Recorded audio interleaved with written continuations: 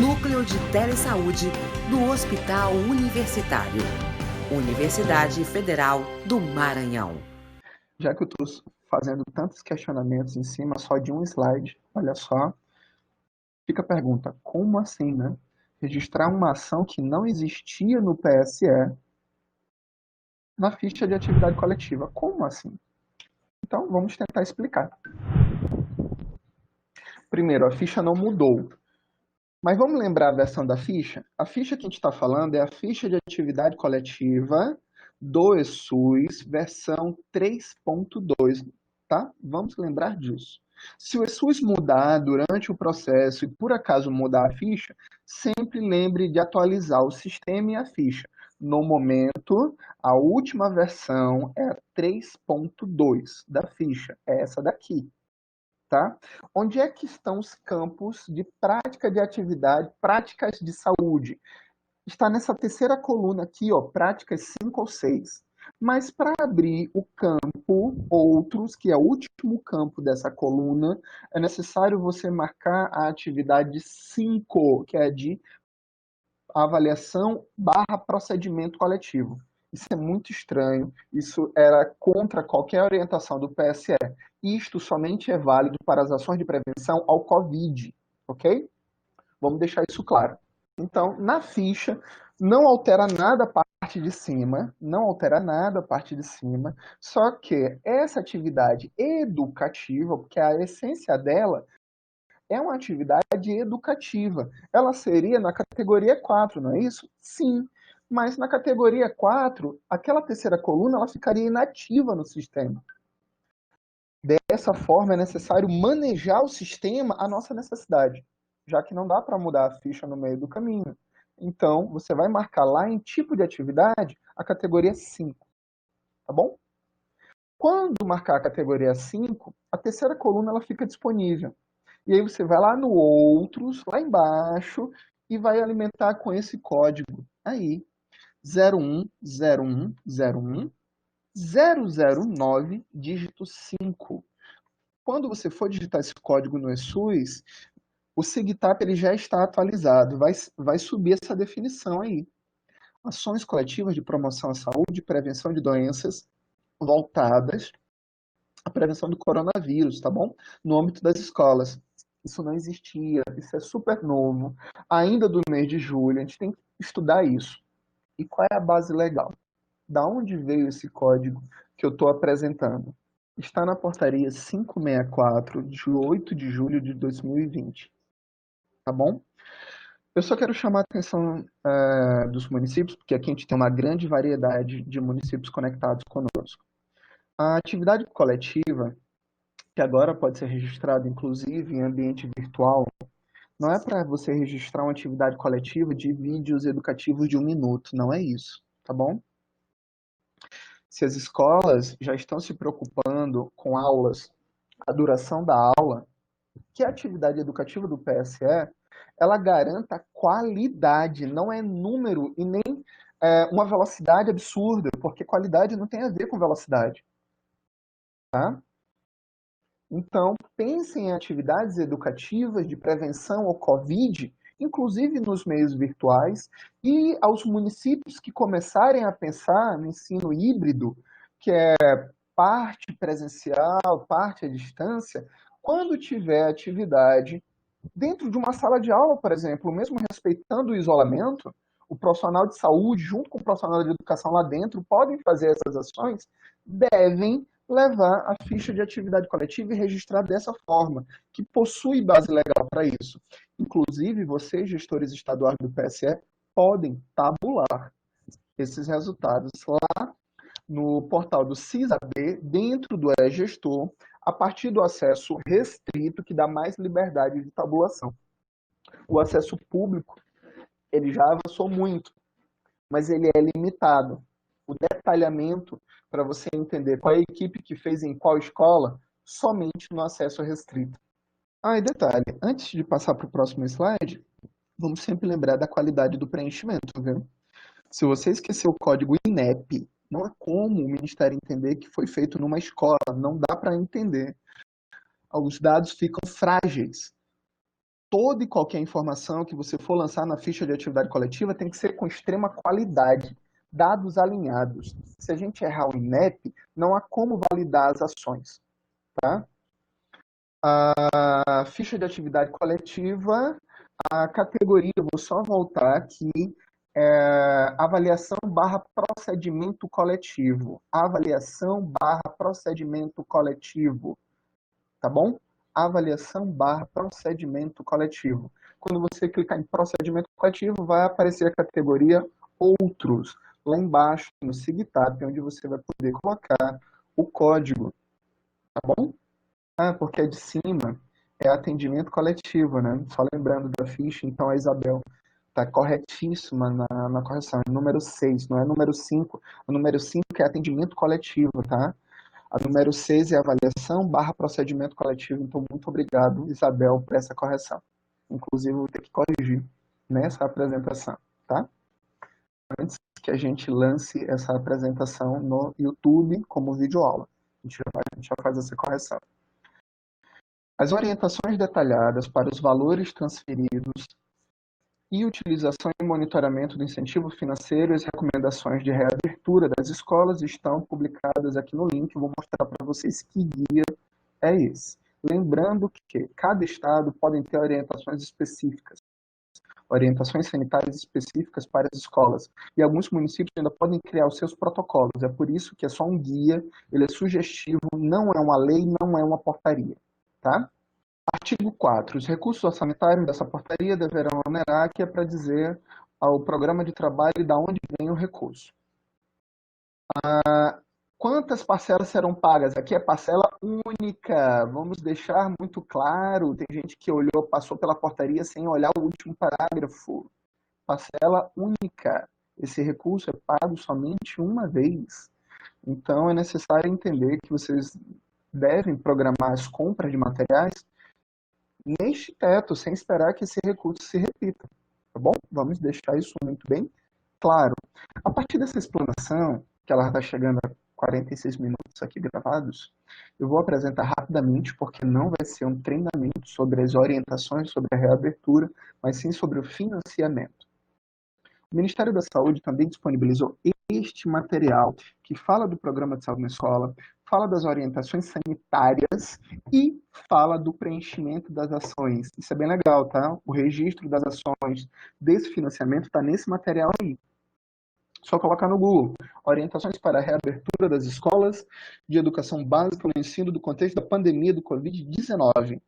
E, inclusive, fala da importância da gente valorizar a metodologia do programa de saúde na escola. Outro material que também foi lançado, ele é novo, ele foi lançado pelo Ministério da Saúde, chamado É um Guia para a Criança. Coronavírus, vamos nos proteger. Está disponível nesse segundo link em PDF. E aí? O que é que ficou não dito? O que é que faltou ser escrito? E o que é que não ficou claro? Eu revendo esse material neste momento com vocês, já me apresenta novas questões, novas dúvidas, novos pensamentos e até mesmo necessidade de correção desse material, como a Isabel fez a gentileza de informar, porque isso é importantíssimo, tá? É importantíssimo a gente entender que existem necessidades de correção. Bom, vamos com calma que a gente ainda não terminou a web, tá? A gente ainda não terminou a web, tem bastante coisa para a gente discutir. Bom, eu fiz um compilado das 10 principais dúvidas dessa portaria com a ajuda de vários coordenadores estaduais do PSE, pessoal da rede interestadual do PSE, e a super parceira Bárbara Salvaterra. Então, vamos lá, tá bom? Primeira dúvida, né? Nosso top 10 das perguntas mais frequentes. Quando o recurso será depositado? É a pergunta magnífica, porque não está escrito, né? Existe a possibilidade de até 90 dias, mas não está determinada a competência que vai cair esse recurso, porque na hora que a pessoa lê o recurso, incentivo de transferência, incentivo de financiamento, acha que já vai cair na competência seguinte. Isso não está descrito. Quando está claro que a competência seguinte, como já aconteceu em outras portarias do Ministério, lá está determinado. Como foi com saúde na hora, como foi com o horário expandido, né, para o funcionamento e várias outras estratégias. Isso não foi definido em portaria. Segundo, Ah, o município somente receberá o recurso quando iniciar o retorno às aulas presenciais, também não está apresentado como condição sine qua non para receber o recurso. Na portaria indica que foi calculado e será depositado, será transferido de acordo com os totais apresentados lá no anexo, tá bom? Terceiro ponto, quando o município já iniciou suas aulas à distância, pode registrar as ações de prevenção ao PSE no ESUS? Gente, ninguém falava sobre isso porque não tinha base legal, só existiam questionamentos. Então, eu já estou vendo aqui no chat que alguns municípios já estão se posicionando. Poxa, mas eu fazia e nunca me disseram que podia registrar realmente, porque não tinha base legal. Tá? A gente nunca viveu isso e o ESUS foi desenvolvido para registro das ações da atenção primária. Então, até antes da pandemia, as ações da atenção primária eram todas presenciais. Com a pandemia, o processo foi mudando ao ponto de validar, inclusive, atendimento à distância. Né? Então, por que não? Mas é sempre importante a gente pensar que todo e qualquer processo de legislação, ele não é retroativo, né? É sempre daqui para frente. Então, já trabalhando aqui, uma das perguntas que eu estou vendo, por favor, não vamos lançar uma chuva de ações retroativas, né? Porque não existe base legal retroativa. É sempre daqui para frente, tá bom? Então, só para deixar isso claro, que eu sei que alguns municípios já vão se movimentar para aquecer suas coordenações e os municípios que já estão fazendo atividades e aulas à distância, tanto síncronas quanto assíncronas. Mas vamos lembrar, o registro das atividades, para que ele seja coerente, é necessário que ele seja síncrono.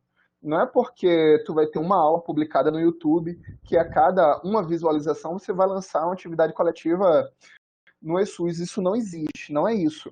Quando as ações são virtuais, eu estou falando de atividades síncronas, como essa que nós estamos tendo no momento do dia 4 de agosto, às 15 horas e 52 minutos. Essa poderia ser uma atividade. Eu, profissional de saúde, conversando com alunos sobre a prevenção ao Covid. Aí eu poderia lançar, não é isso? A gente começa a pensar em possibilidades a partir da leitura dessa portaria. O manual não tem essa afirmação, porque nunca foi previsto isso, tá? Isso é uma coisa de uma portaria super recente. Esse recurso é do PSE, é outra iniciativa do Ministério. Qual é a relação desse recurso com o PSE? Esse recurso ele é embasado na metodologia do PSE. Quem domina o PSE? Profissionais da saúde, profissionais da educação e o GTIM, que é o grupo de trabalho intersetorial, né, municipal. E aí a gente tem que pensar o seguinte, municípios, por favor. Infelizmente, a gente conhece várias situações que o GTIM é composto por uma pessoa, por duas pessoas. Isso fica muito pesado. Não é GTIM. DPIM é uma dupla. Muitas vezes é só um diálogo, às vezes é só um monólogo. Então, vamos trazer mais pessoas para fortalecer a gestão do PSE, porque se a gente sabe trabalhar o PSE, a gente vai saber trabalhar este recurso. Tá? Esse recurso, ele não é a segunda parcela do PSE. Legalmente, o Ministério ainda tem que depositar a segunda parcela do PSE, que é derivado das análises dos percentuais atingidos do ano de 2019. Tá? O PSL tem duas parcelas, no momento da adesão, posteriormente, no momento da adesão, da homologação, e ao final após o primeiro ano de trabalho, quando analisados seus resultados. Esse recurso ele extrapola o PSE e vai inclusive para municípios que não fizeram adesão ao PSE, mas a gente tem que fortalecer o GTIM. Então esse é um recurso a mais que ele está calcado na metodologia e na gestão do PSE, tá? Vamos deixar isso claro, que a gente tem que amadurecer a gestão tanto da atenção primária quanto as secretarias municipais de saúde, quanto a gestão. Outra coisa, o registro dessas ações em atividade coletiva, ela segue as mesmas regras da atualização do ESUS, tá? Ou cartão SUS, ou CNS do aluno na parte de trás. Como o manual ainda não foi atualizado para chegar nesse nível de detalhamento, Se a atividade for lançada corretamente, mesmo que não haja o detalhamento dos alunos presentes, por cartão SUS ou por CPF, ela vai ser aceita da mesma forma. Ela só não vai ter o detalhamento dos participantes, tá bom? Não há escrita que limite o lançamento dessa atividade, caso você não consiga controlar os participantes por cartão SUS ou CPF, tá? Vamos deixar isso bem claro. Outra coisa, posso usar esse recurso para fortalecer as ações, 12 ações do PSE? Gente, o Covid ele não estava previsto dentro do PSE, tá? Então, a compra do material de insumo e ações e serviços e materiais educativos deve ser focada na temática COVID, tá? Não vai entrar saúde bucal, não vai entrar saúde mental, não vai entrar saúde nutricional. Específico COVID, ok? Mas o COVID, eu posso ter ações transversais ao COVID. Por exemplo, a saúde mental de alunos em processo de isolamento domiciliar. Aí, olha só como eu estou compondo a ação de prevenção ao Covid, citando saúde mental, e aí eu faço muito bem a articulação com os temas do PSE. Eu posso citar o Covid e fazer articulação com alimentação e nutrição. Por quê? Em casa é necessário ter muito cuidado com a qualidade da alimentação, com a atividade física, senão a gente vai ter casos de aumento de peso e surgimento de doenças crônicas não transmissíveis, inclusive a obesidade, e o aumento de risco para casos de hipertensão, diabetes mellitus e várias outras doenças crônico não transmissíveis. Eu posso citar o COVID e saúde bucal? Posso fazer as duas juntas. Por quê? Se eu estou em casa e eu estou comendo mais, ainda por cima alimentos com açúcar, eu tenho que ter cuidado com a saúde bucal. Vamos pensar de forma ampliada? Pensar a expandir o processo é isso. Não é só ensinar a higienizar as mãos, ou trocar de roupa, ou usar máscara, ou etiqueta, ou espiar. Não é só isso. Nós não podemos ser reducionistas ou trabalhar esse aspecto do Covid de uma forma a isolar os contextos sociais, os determinantes sociais e as temáticas, né, que são do PSE, já que tanto a portaria quanto o guia citam que a metodologia de trabalho é do PSE. Não dá para esquecer isso. Como foi realizado esse cálculo, nós já explicamos. A portaria ela não traz a fórmula de cálculo, né? Ela cita que o universo foi 50% dos alunos do centro escolar de 2017, mas é necessário a gente resgatar a portaria 1055 lá do PSE e verificar aquelas regrinhas de cálculo que norteou o financiamento do PSE, tá bom? Outra coisa. Como foi realizado? Será realizado, né? Ainda não foi. Será realizado em natureza de custeio diretamente para o município. O recurso será depositado em quantas parcelas? Uma parcela única, é o último parágrafo, último item desta portaria. Posso realizar as atividades à distância? Não está escrito que não pode. Essa é a novidade da portaria, tá bom? Muito foi falado, mas nada escrito. E essa portaria é a primeira vez que a gente está vendo a possibilidade de registrar atividades, porque na portaria e no material lá de orientações não está escrito que é somente para registrar atividades coletivas presenciais. Não tem essa escrita. Então, o que não está escrito está aberto à interpretação. E aí, aos municípios que já estão se movimentando, a gente pode aproveitar essa brecha legal para fazer o registro das atividades, tá bom? Outra coisa, posso realizar, a gente já respondeu, né? E o último, no item 8, o que fazer com o PSE com aulas presenciais suspensas? Gente, para muitas pessoas que acharam que o PSE estava morto ou hibernando, por favor, é necessário sair da hibernação. Por favor, acordem, senhores coordenadores, senhoras coordenadoras, coordenadores da saúde, coordenadores da educação. Vamos voltar a conversar.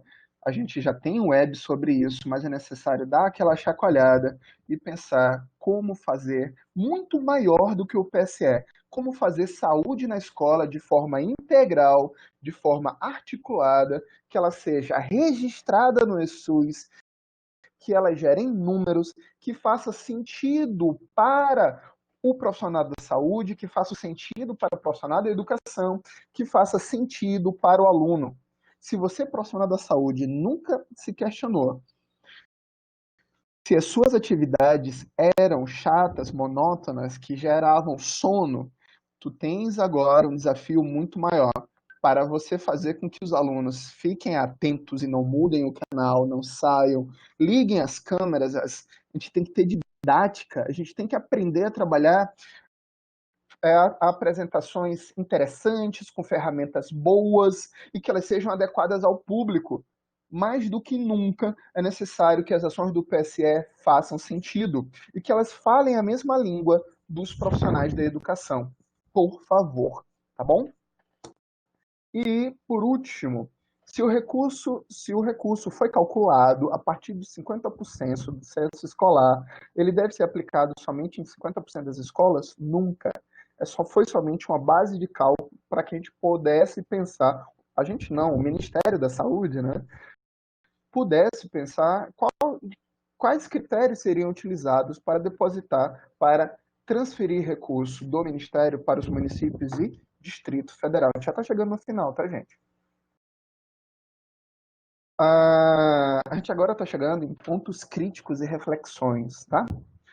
O primeiro ponto crítico, a portaria 1857 cita o PSE e indica como metodologia aplicada. Quais seriam os papéis do PSE nesse momento? Primeiro, o PSE tem que repensar a sua conduta, tá? A gente já está falando sobre isso. Apesar do Covid nunca ter sido mencionado no PSE, se a gente for pensar que o PSL serve à saúde na escola e agora o conceito de escola ele tem que ser desconstruído, escola é o lugar do encontro, não é isso? Onde ocorre a aprendizagem. Se a aprendizagem está ocorrendo em ambiente virtual, eu vou citar aqui um grande professor e colega de trabalho, que é o professor Antônio Ferro, que diz que esse encontro ele pode ser virtual, tá? Se esse encontro ele pode ser virtual, por que não pensar o PSE mediante ações, né, virtuais? Gente, é necessário desconstruir agora a ideia de que a escola ela é determinada por cadeiras, paredes e endereços. A escola é um encontro entre alunos, profissionais de educação, famílias e agora profissionais de saúde, tá bom? De que forma compreender a escola não somente como um espaço delimitado, está aqui a sugestão, e diante das variedades de cenários epidemiológicos no Brasil, eu coloquei aqui Brasis, porque a gente tem que pensar o Brasil, apesar de ser um país, é um país continental, com uma diversidade de contextos absurda. A gente tem que pensar e valorizar estas diferenças, que não existe fórmula mágica que dê sucesso em todo um estado. Por exemplo, Minas Gerais. Minas Gerais são mais de 800 municípios. Mato Grosso, Bahia, São Paulo. Gente, tem estados que a quantidade de municípios é enorme, então não pode ter uma só fórmula. Tem gente que já vai voltar às aulas, mas somente virtual. Tem gente que vai voltar às aulas presencial e vai arriscar tudo, somente presencial. Tem gente que vai fazer escalonamento, tem gente que vai fazer ensino híbrido. E a gente tem que pensar nessas diferentes possibilidades, nessas diferentes estruturas, no contexto, nos determinantes sociais, nas vulnerabilidades sociais, para que as nossas falas elas não sejam descontextualizadas, tá bom? E já que a portaria ela é citada também no guia, as orientações para a reabertura da educação básica está no contexto da pandemia, né? Como distanciar o PSE nesse momento? Não tem como distanciar, por favor, não distanciem. Não criem outros conselhos, outros grupos de gestão. Você já tem o PSE, valorizem o GTIM, converse com o seu coordenador estadual do PSE e junto com eles, tanto da saúde quanto da educação, tracem ideias. Esse é o momento, tá? Estamos num processo, no momento Momento ou oportunidade, né? Porque a leitura de crise ou oportunidade depende do ângulo que você veja o momento, tá? De desconstrução de conceitos e preconceitos sobre o PSE e compreender a necessidade do fortalecimento das ações de um programa intersetorial. Quais são os impactos do PSE nesse retorno de volta às aulas? Será que vocês já pensaram quais eram os impactos do PSE antes da pandemia? Será que o PSE fazia sentido no seu município? Esse é o momento de fazer diferença, de fazer o PSE uma estratégia potente, tá bom? E aí, por último, uma coisa que eu tenho aprendido com pessoas super, para mim, super importantes e também de uma leitura crítica maravilhosa. Por que a gente não faz problematização e provocação, né? Então, já que essa é uma apresentação que ela foi construída a quatro mãos, a gente tem que trazer as provocações também citadas pela Bárbara Salvaterra, que diz o seguinte: nesse momento de enfrentamento à pandemia, quais são as aprendizagens que tivemos e quais aquelas que podemos ter na gestão e na execução do PSE? Quais são as contribuições da vigilância epidemiológica que ela pode apresentar para enriquecer o fortalecimento e fortalecer a gestão do PSE? Muitas pessoas não entendiam de que forma a vigilância ela poderia ser útil ao PSE. Mas se o PSE ele for feito sem vigilância epidemiológica, a gente não vai entender que as nossas ações elas servem para redução de incidência, redução de prevalência, redução de óbitos, se a gente evitar que as pessoas adoeçam por meio de informação, educação e modificação de hábitos. Isso é programa Saúde na Escola. E se a gente entende que os nossos resultados, eles interferem e eles podem ser controlados e analisados pelo olhar da vigilância epidemiológica, nós teremos um olhar mais potente, uma gestão melhor. Ainda é possível compreender o PSE somente com duas referências técnicas municipais? Ou somente com uma? Tá aí a reflexão para vocês, tá bom? E, chegando ao final, podemos afirmar que o retorno das aulas presenciais seja o significado do resgate da qualidade das aulas e das ações do PSE? Gente, tem municípios, e dentro de municípios tem algumas equipes que fazem as ações, mas ações presenciais já não tinham qualidade. A gente não pode considerar retorno como retorno à qualidade. A análise da qualidade, que é uma coisa fantástica de se fazer, é quando a gente observa os resultados e relaciona com o objetivo, diante dos parâmetros. Tá bom? Por último, quais são as especificidades locais que influenciam no retorno às aulas? Tanto itens facilitadores quanto desafios e ameaças. Quando você entende o contexto, você consegue adequar as suas estratégias. Quais são as mudanças que o PSE deve apresentar para contemplar a riqueza do cenário da escola? Porque na portaria, ela não cita somente os alunos. E há 4 anos que o PSE só vem falando de público aluno, aluno, aluno, aluno. E na portaria 1857 já envolve comunidade escolar, inclusive profissionais da educação. Então, por favor, GTIM, profissionais da saúde, profissionais da educação, gestores da saúde, gestores da educação, trabalhar retorno às aulas com prevenção ao Covid, seja ela presencial, híbrido ou somente à distância, ele tem que envolver comunidade escolar a partir de um olhar integral, tá? Então, vamos pensar sempre amplo. Não vamos cobrar ou focar somente na qualidade direcionada ao aluno. O professor também tem que ser alvo de cuidado. Se o professor não estiver bem, será uma contradição pedir uma boa aula, né, para um aluno que a gente também não sabe como é que está o contexto dele. Então, a gente tem que ter múltiplos olhares, olhares sistêmicos, olhares ampliados. E aí, esse é o último slide de hoje. Já que a gente trabalha com variedade de público, a gente tem que trabalhar variedades de linguagens. Baseado nisso, eu apresento meu agradecimento a vocês.